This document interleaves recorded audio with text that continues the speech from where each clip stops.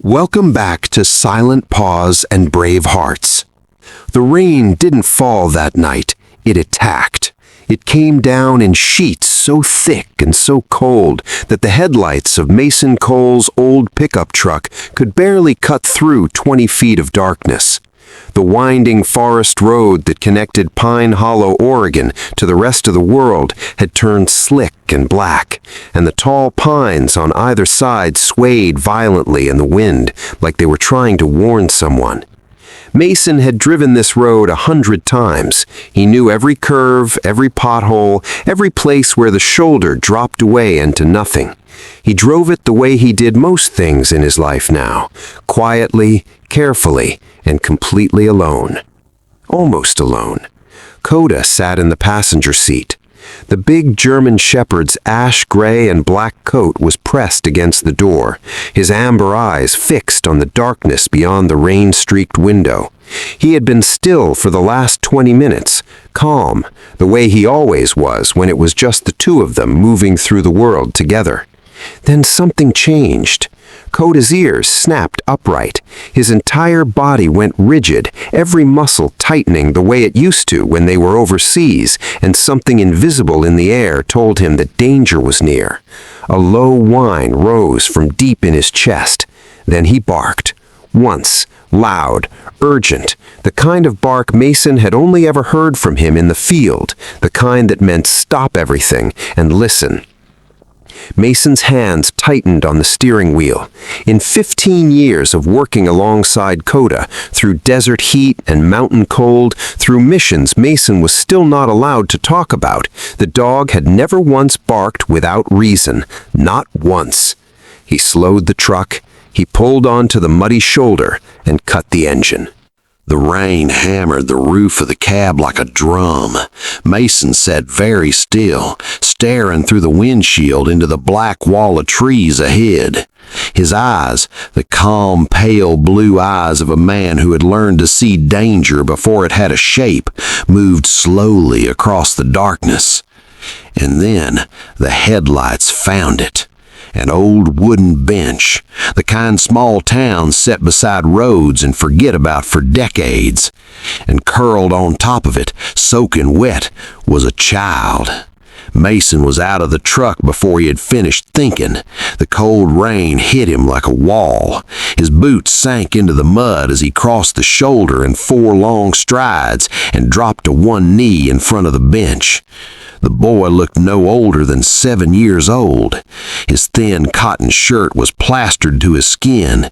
His small hands were wrapped around his own chest, fingers curled tight, and his lips, pale as ash, were trembling with every shallow, rattling breath he took. His eyes opened slowly when Mason's shadow fell over him.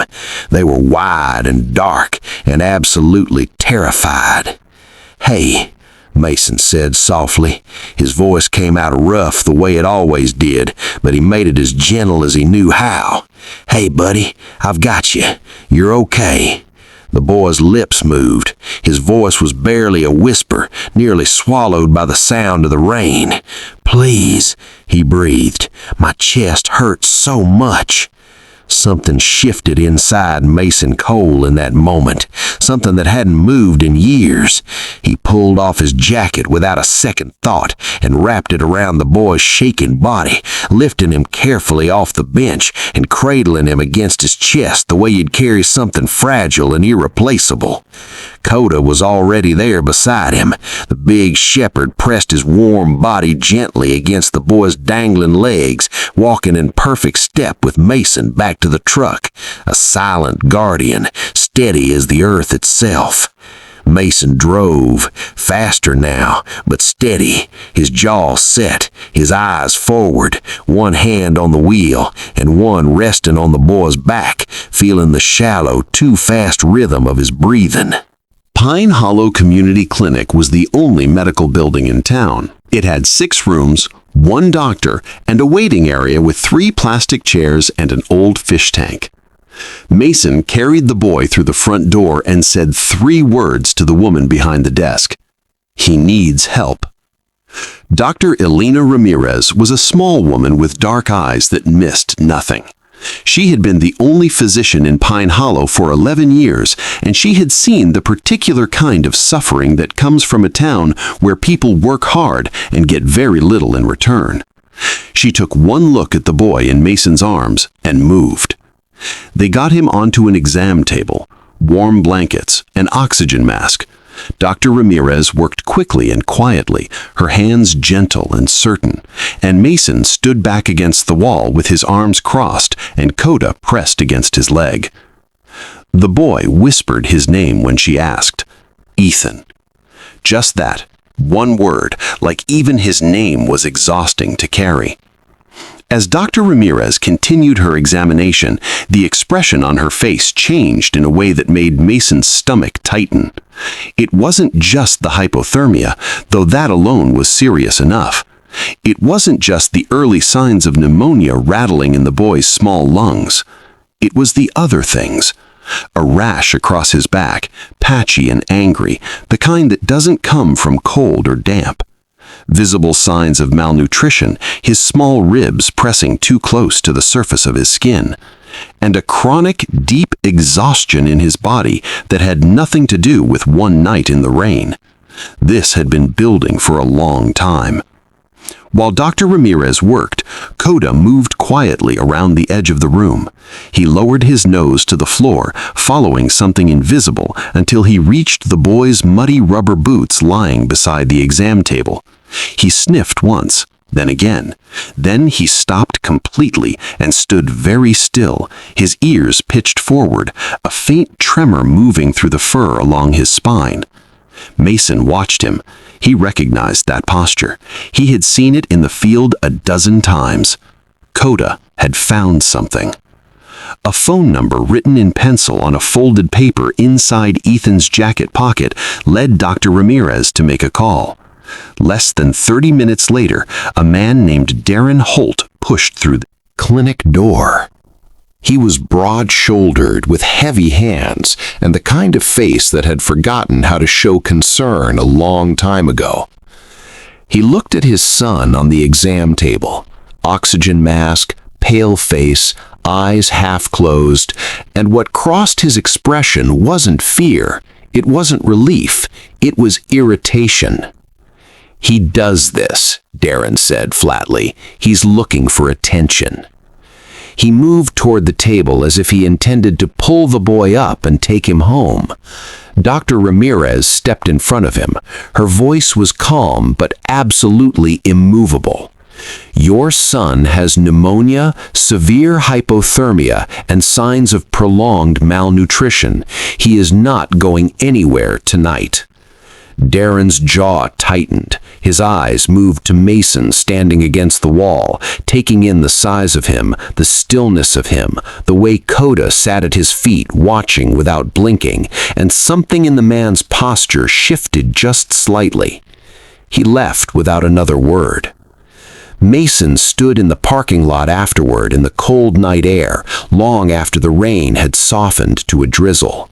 He stared at the tree line, his hands hung loose at his sides. Koda sat beside him, leaning the full, warm weight of his body against Mason's leg. He had spent 20 years being trained to recognize when something was wrong, when the silence meant something, when the ordinary surface of a situation was hiding something dark underneath. Every instinct he had was screaming now. He went back 3 days later. He drove to the place where he had found Ethan and parked the truck on the shoulder. Koda jumped down before Mason had finished opening the door, his nose already working, his body moving with that low, focused energy that meant he was tracking something real. Mason followed him into the trees.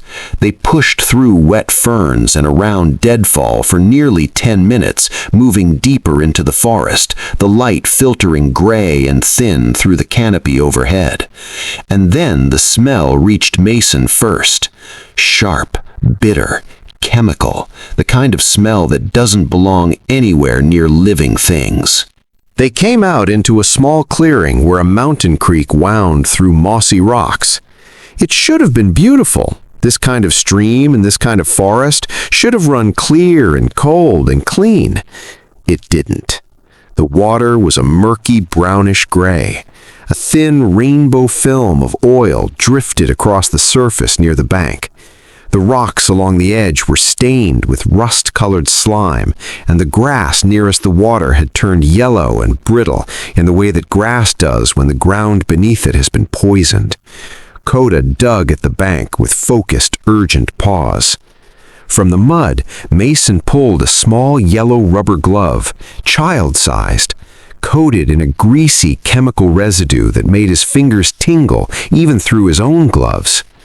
He stood there for a long moment, holding that tiny glove in his hand, staring at the ruined water. And he understood. Ethan had been playing here.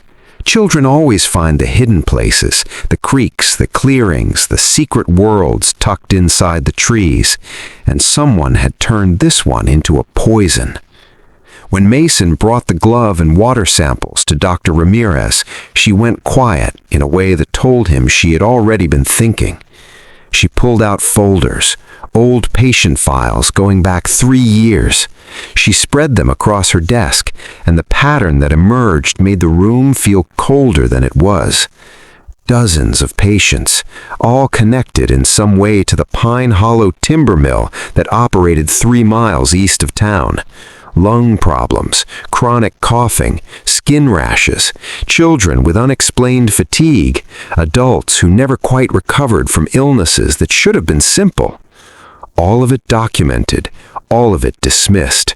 Allergies, they were told, workplace dust, getting older. "I filed reports," Dr. Ramirez said quietly, her eyes on the papers. "2 years ago, I filed reports with the county. Nothing happened." Reading through back issues with the same methodical patience he had once used to study mission briefings, he found the name on page 7 of an edition from 2 years prior, Emily Harper, a woman who had stood up at a town meeting and accused the timber mill of dumping chemical waste into the forest watershed, a woman who had organized a small group of families, who had written letters, who had made noise, and then, without explanation, had disappeared from Pine Hollow entirely. The rumors said she had abandoned her family, walked away from her husband and her young son without looking back. But Emily Harper was Ethan's mother. It took Mason 4 more days to find her. She was living in a small apartment on the edge of Portland, working 2 jobs, barely sleeping. When she opened the door and saw a stranger standing in her hallway, she started to close it again. "My name is Mason Cole," he said quietly. "I found your son on a roadside bench in the rain. He's alive. He's being cared for. And I think I know what happened to you." Mason spent the following 2 days in the Pine Hollow Public Library, sitting at a wooden table with old newspapers stacked around him. The door stopped moving. Emily Harper looked at him for a long moment. Then she stepped back and let him in. She sat at her kitchen table with her hands wrapped around a mug of cold coffee, and she told him everything. Her voice was steady at first, the way the voice of someone gets when they have rehearsed their pain so many times it has become almost mechanical. Executives from the mill had come to her home, 2 of them. They sat in her living room and they smiled, and they told her very clearly that if she continued speaking publicly, they would ensure she lost custody of Ethan. They had lawyers, they said. They had connections.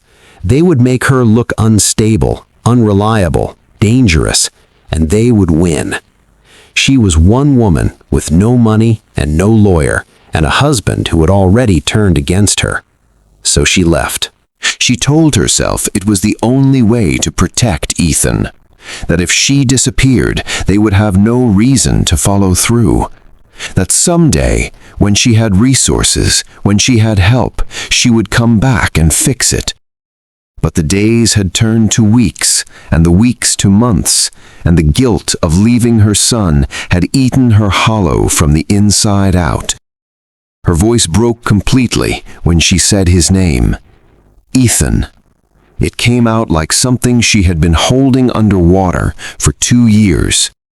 Koda, who had been sitting quietly at Mason's feet, rose without any signal and walked across the small kitchen. He stood beside Emily's chair and very gently, very slowly, rested his large head on her knee. She looked down at him, and whatever last wall she had built around herself came down entirely. She pressed her hand into the warm fur of his neck, and she wept, deep, shaking, long overdue sobs that filled the small apartment and seemed to release something that had been locked inside her for a very long time. Mason sat across from her and said nothing. Some things don't need words.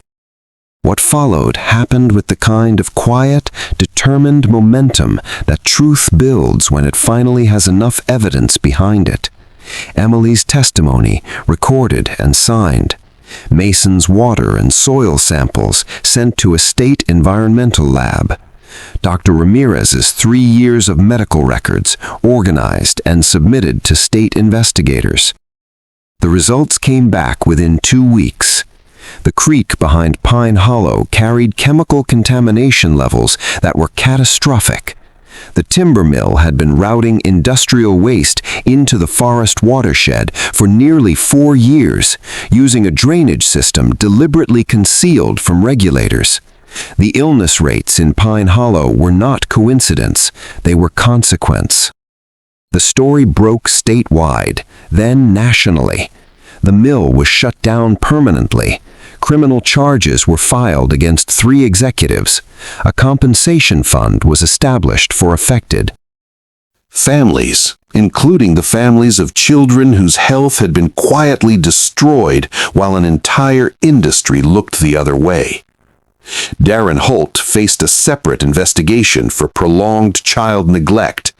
The court removed his parental rights within 60 days.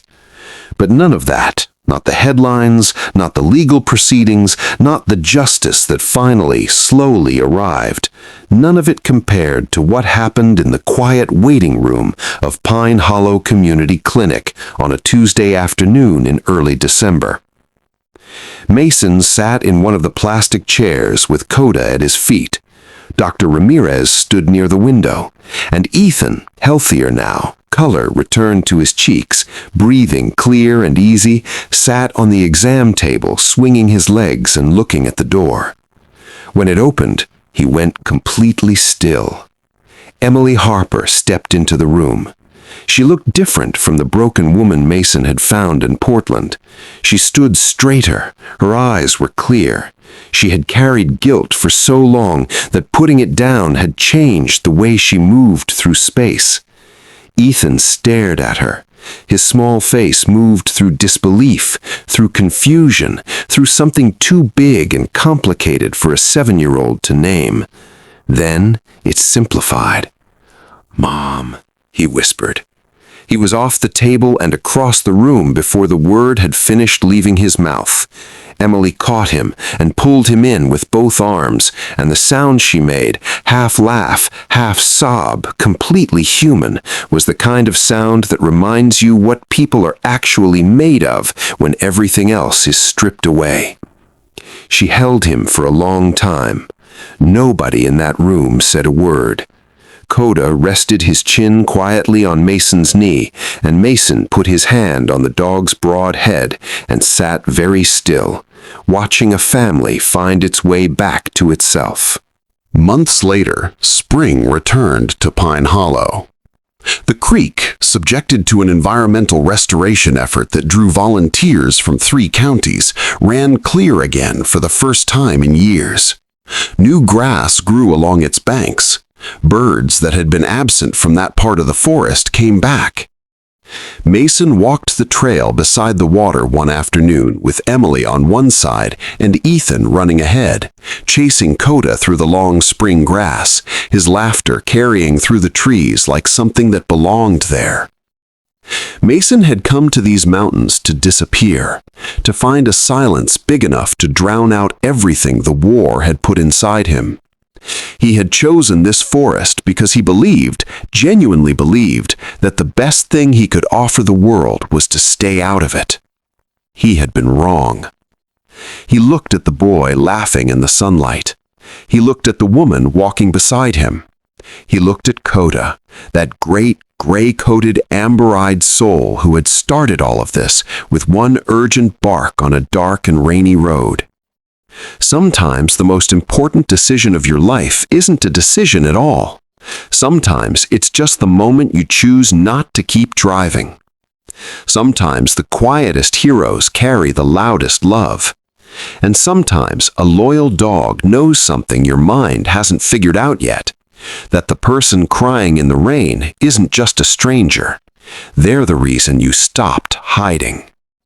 If this story moved something inside you, if it reminded you that one good person, one loyal dog, and one moment of courage can change everything, then this channel is your home. Please subscribe to Silent Paws and Brave Hearts. Hit that bell so you never miss a story, and if someone you love needs to hear this today, share it with them. Because sometimes the right story finds us exactly when we need it most. Until next time, stay kind, stay loyal, and never stop for the rain.